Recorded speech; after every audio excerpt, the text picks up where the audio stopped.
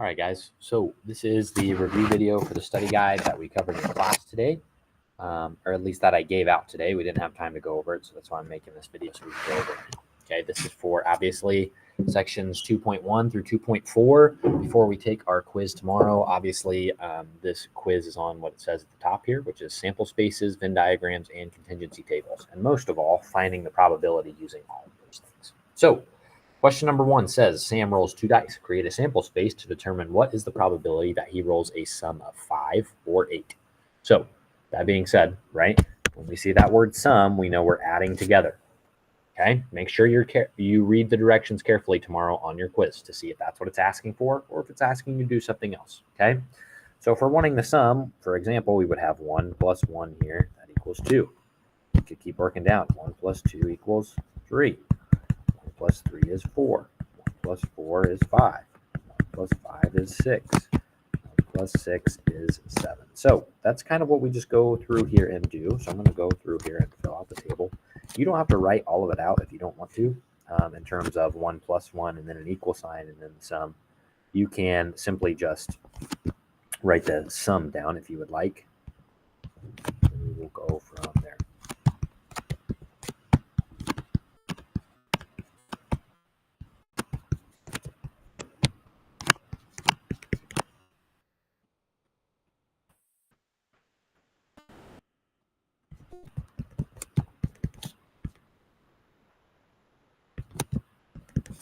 So there we go.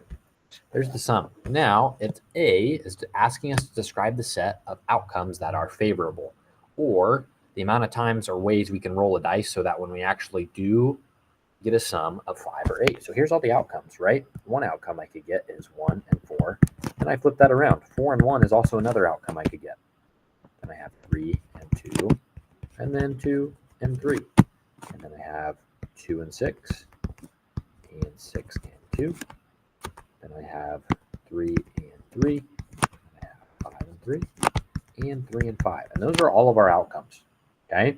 So it says, what is the probability of rolling a sum of 5 or 8, right? As fraction, decimal, and percent. So our probability that we're trying to find here, so our notation is P, sum of 5, or sum of 8, is equal to however many outcomes there were. In this case, there was 36 boxes that we filled in on that chart. Now, at 36 boxes, there were only these amount of boxes or ways or outcomes to actually get a sum of 5 or 8, which ends up being 9 over 36, which gives us a decimal of 0.25. We multiply that by 100. That gives us a percent of 25%. And that is it for question 1. Okay. Now we go on to the next section, which is section 2, which is talking about a Venn diagram and how we can make a Venn diagram. So this says 50 students were surveyed about their favorite toppings for pizzas. 31 students liked pepperoni, 15 students like sausage, 12 students like both. Using this information, complete the following Venn diagram. So when we are working with a Venn diagram and we're trying to find what goes where, right?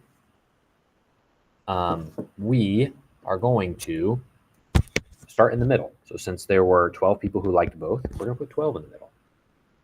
Now let's start with pepperoni. We know that in this whole circle of pepperoni, there should be 31, okay? Not just 31 right here. Because if I put a 31 right there and I add those two together, then I'm at 43. So we're over our limit. So what we have to do is 31 minus 12, because that's how many people there are in the middle. We get 19. So there should be a 19 in this spot. Now, if we just look at that pepperoni circle, there's 31 students who like pepperoni, which is what it says right here. So now let's do the same thing for sausage. So for sausage, it says there was 15 who like sausage. There's 12 in the middle. If we subtract those, we get 3. So only 3 students really like sausage there.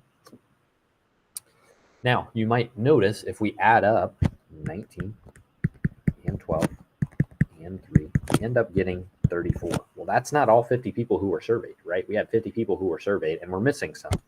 So we're going to do our total population, 50, minus how many are already in the Venn diagram, which is 34, to give us 16, which means that 16 students like neither pepperoni nor sausage. And that is question number 2. Okay. We scroll down to question number 3 here. Okay, it says use the Venn diagram to answer the following questions. The following probabilities as a fraction, decimal, and percent. Round to the nearest hundredth. So that's 2 decimal spaces. Okay, so part A says find the probability that a randomly chosen student is in a history class. First things first, we need to figure out how many people over here were actually surveyed. So if I add all of those numbers together, I'm not going to do it on screen, okay? But if I were to do that on screen, I would get a sum of 100 students. That's how many were surveyed, okay? So now I'm finding the probability that someone was in a history class. So this is just basic probability. So when I make my ratio or my fraction, right, the total population is just 100. Everybody in the survey, even the people who chose neither, are taking none of those, okay? So now we're just looking for people who have a history class. So I'm adding up all these people because they're all in that history class circle, okay? So when I add all of those up, I get 37. So I put 37 on top here.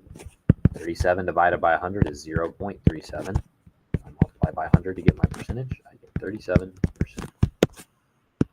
There's my answer for problem 1. All right, I gave it as a fraction, as a decimal, and a percentage. So there's my answer. If I look at B, right, this one is asking us to find the probability that a randomly chosen student is in history and English. Remember, when we do this, right, we see the word and, that's joint probability. We know we should be using this symbol right here, the and symbol, and English.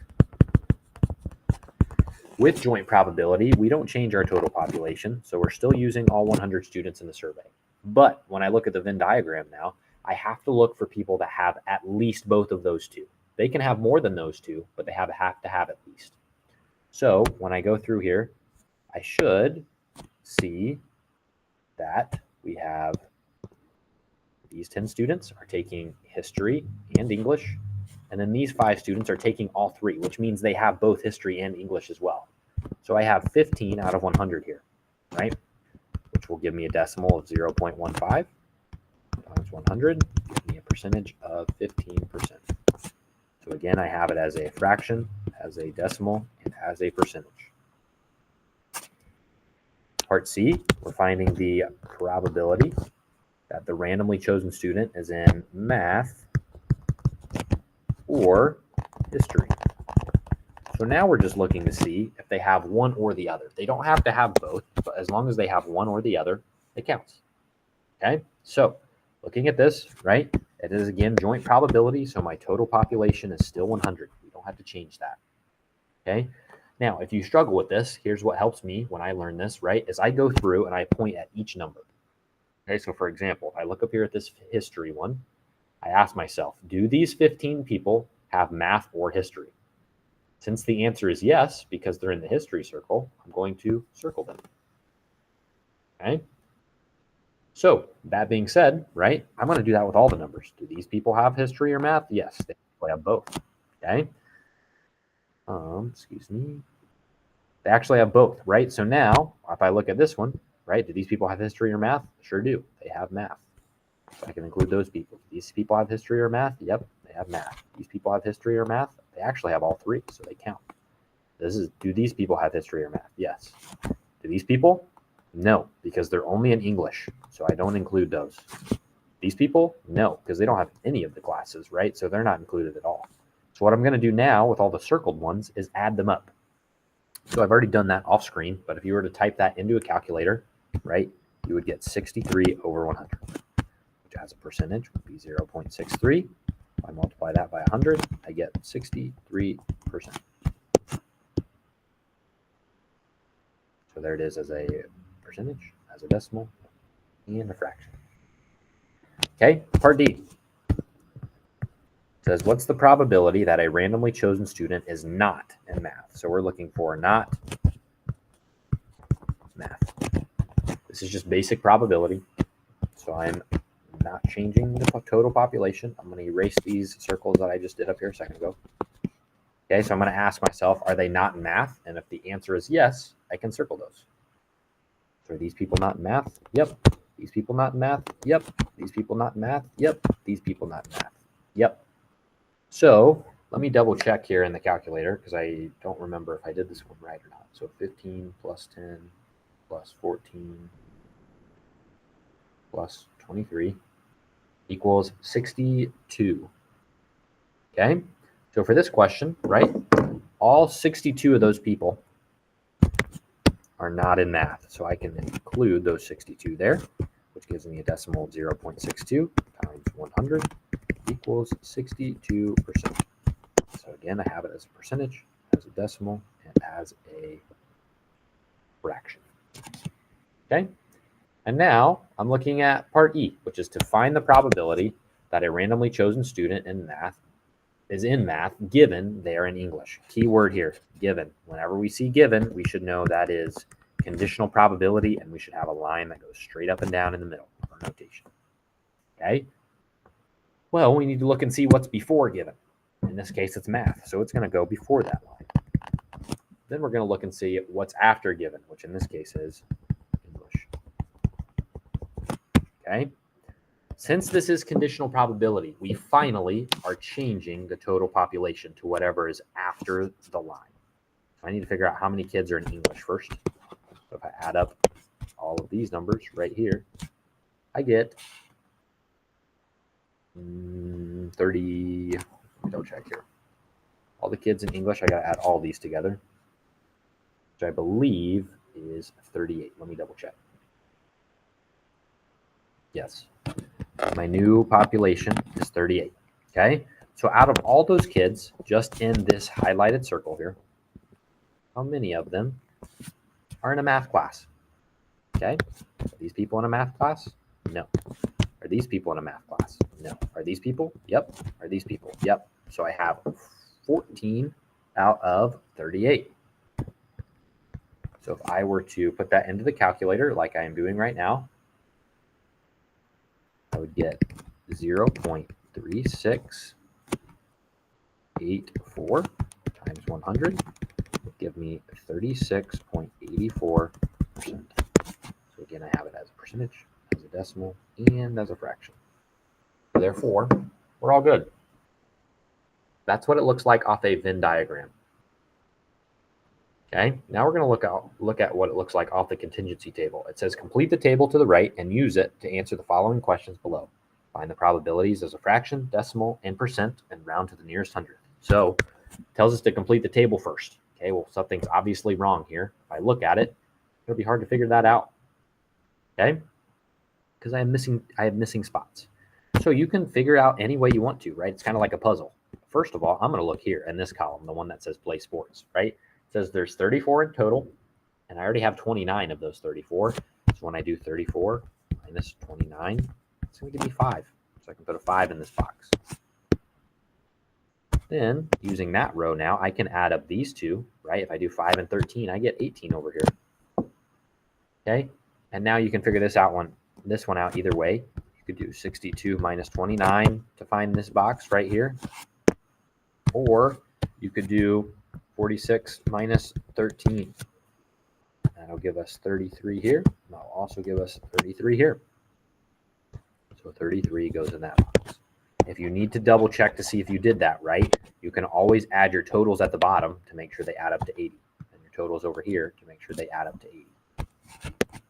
So now that we have our table completed, we can go through and find the probability. So the first one says, what is the probability that a randomly selected person from the survey does not like watching sports? So we'll say does not like watching sports. Okay. Well, this is just basic probability. So we're using everyone in the survey, which was 80 people. And out of the 80 people, if we look over here, the people who do not like to watch sports, 18 of them. We have 18. Put that into a calculator, we get 0.225. We multiply that times 100. We get 22.5%. So there it is as a percentage, as decimal, and as a fraction. On to the next one. Erase this circle as well. Okay. What is the probability, so P parentheses, that the person selected does not play sports and does not like watching sports? We'll say does not play sports and does not like watching sports. I know there's a lot of abbreviations there, but it saves me a lot of time and space if I don't write out the whole thing. Okay? Feel comfortable to do whatever you want tomorrow. If you want to write out the whole thing, that's fine. If you want to do an abbreviation, that's fine as well. Okay?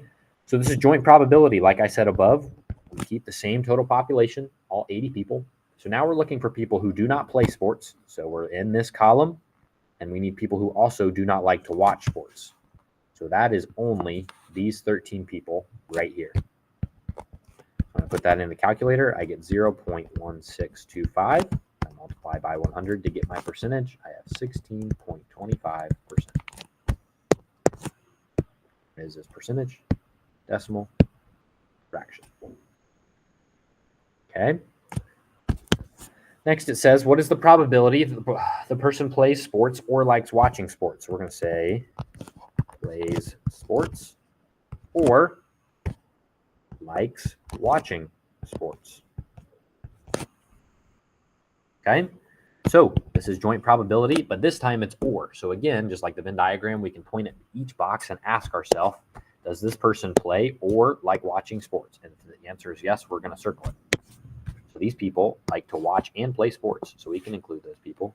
These people don't play sports, but they do like to watch it, so we can include them. These people don't like to play and don't like to watch, so we don't want those people. And these people right here, they do like to play sports, even though they don't like to watch. So if I add up all of those circled numbers together, I get 67, funny, out of 80. Okay? When I put that into the calculator, I get 0.8375 times 100 equals 83.75%. So there it is as percentage, as a decimal, and as a fraction. Okay, our very last one says, if you randomly select a student, which is more likely to happen? A student who likes to watch sports given that they play sports, or a student who likes to watch sports given that they don't play sports?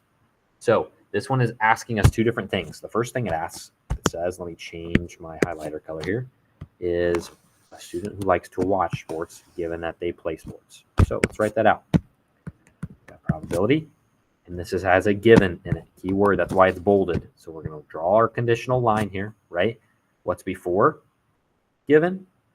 Students who like to watch sports. So like watching sports given that they play sports. Okay? Since this is conditional, right, we are changing our total population to just the people who like to play sports, this second half here. Okay, so if we look up the people or amount of people, and let me erase these circles. People who like to play sports, right? We have 34 of them right here. Okay, let me scroll down. I know we have 34 as our total population. And now we're only looking in this column. Okay, out of these 34 people, how many of them like to watch sports? 29. I'm putting 29 up here at the top. Okay, now let's find our decimal and our percentage. 29 over 34 will give me a 0.8529 times 100. Gives me 85.29%. Okay, that's for our first scenario. Now we need to compare it to our second one, which was a student who likes to watch sports given that they don't play sports. So now it looks like this. It's still conditional. We still want people who like to watch sports, but people who do not play sports. So we go back up to our table. Now our total population is people who don't play sports. So 46 of them. So we have 46 as our new population. Out of this row, how many of them like to watch sports? 35, or 33, excuse me. So 33 people out of 46 like to watch sports. That percentage-wise is 0.7174 times 100 to get a percent is 71.74. So we ask ourselves, which has a better percent chance of happening, right? It says which one's more likely to happen. Well, 85.29% is greater than 71.74%. So therefore, this is more likely. Okay, so that was the study guide for this section. So if you have any questions, feel free to shoot me an email. Come see me during boiler block or your study hall before you take your quiz tomorrow. But other than that, good luck studying.